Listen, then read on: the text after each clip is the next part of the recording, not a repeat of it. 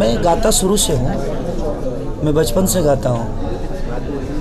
तो पढ़ाई लिखाई इसलिए हमारी कम हुई क्योंकि पापा अकेले कमाने वाले थे और हम 7 भाई, चाचा के 4 लड़के और मैं, हम 3 भाई। तो सारी फैमिली मेरी ज्वाइंट, और चाचा के बच्चों को भी माँ ने ही पाला है, तो इसलिए सारी चीज़ें ज्वाइंट ही है। तो अब पढ़ाने लिखाने का उतना स्थिति नहीं था। पापा दिन में चाना बेचते थे, रात को गार्ड की नौकरी करते थे, तो समस्या नहीं था कि हम पढ़ पाए। शुरू से ही गाने बजाने का एक इच्छा थी मन में और गाता भी था मैं, लेकिन कोई प्लेटफॉर्म मिला नहीं था। तो लिट्टी चोखा बेचकर ही 2 पैसे कमाए मैंने और उसी से लगा के गाना गाता रहा। 1-2 कैसेट चला, उसके बाद 2006 में मेरी शादी हो गई और 8 में मेरी लड़की हुई, बेटियाँ मेरी 8 में हुई और 9 में मैं बहुत बड़ा स्टार बन गया लोगों के नज़र में।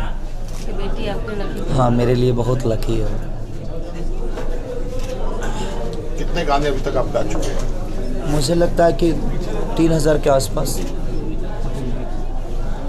ये बिग बॉस में जाने के बाद कैसा लगा और कैसे गए बिग बॉस में? बिग बॉस का माहौल हम लोग के संस्कार के लिए शायद नहीं है और मुझे लगता है हिंदुस्तान के संस्कार में ऐसा है भी नहीं।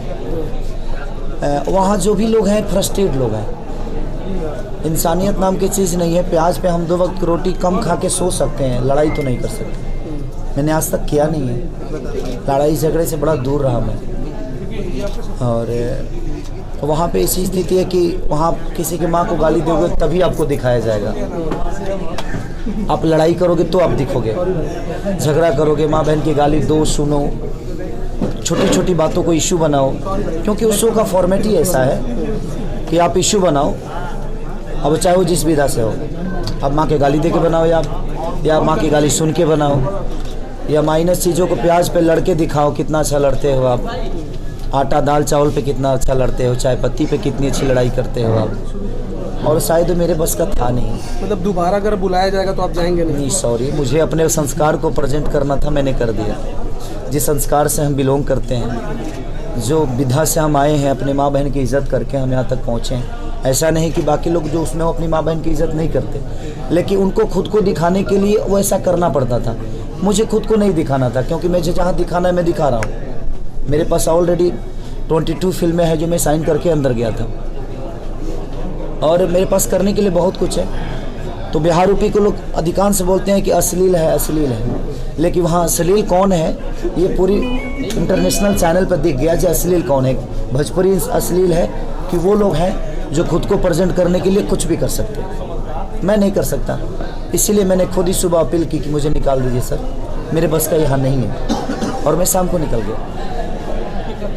आपकी हिंदी फिल्में भी आई हैं क्या? नहीं, हिंदी फिल्म मैंने एक की थी, जिसमें एक मैं गाना किया था और एक गाना गाया था, कोयलांचल में गाना गाया था, और एक ग्लोबल बाबा सिनेमा थी, उसमें मैं और माही गिल जो दबंग में अरबाज जी के अपोजिट थे, उनके साथ एक गाना था। उसके बाद भोजपुरी से ही वक्त नहीं मिलता है, कहाँ हिंदी करेंगे हम। तो अगर अच्छी फिल्मों का ब्रेक मिले इसमें, वो फिर आप इसमें जाना चाहिए? ज़रूर ज़रूर ज़रूर। एक्चुअली है क्या कि देखिए, भोजपुरी भी आज छोटी नहीं रही है। हिंदी के बाद अगर कोई सिनेमा चलता है तो भोजपुरी ही है, और उसी का क्षेत्र इतना बड़ा है। तो भोजपुरी आज के डेट में छोटी नहीं, कम से कम 38 करोड़ जनता है भोजपुरी की, भोजपुरी भाषा बोलने वाली।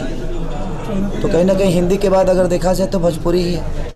भोजपुरी की धरती बड़ी धरती है, वहाँ गौतम बुद्ध जैसे लोग शिक्षा लेते हैं, तो उसके लिए आप उसको गलत नहीं, वो धरती गंदी नहीं है।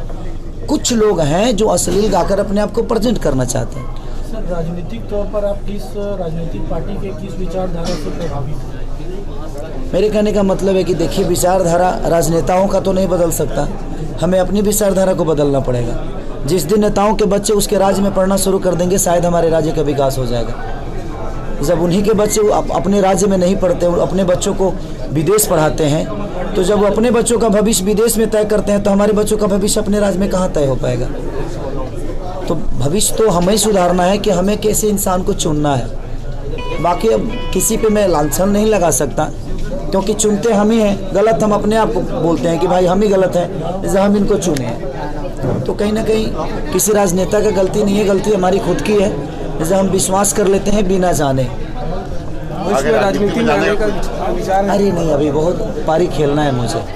मैं 20 साल तक कोई राजनीति में नहीं आना चाहता, क्योंकि जिस जगह पे मैं हूँ आज लोगों के दिल में हूँ। और मैं किसी पार्टी का नहीं हूँ, मैं पब्लिक जनता का हूँ। और अगर मैं प्रचार करने भी किसी का जाता हूँ तो मैं पर्टिकुलर उस पार्टी के लिए नहीं जाता हूँ। पार्टी तो एक बहाना होती है, चुनाव प्रचार तो एक बहाना होता है। मिलना तो मुझे अपनी जनता से होता है, ताकि उसी बहाने जितनी जनता मुझे देखने आएगी उनका आशीर्वाद और प्यार लेके जाऊँगा।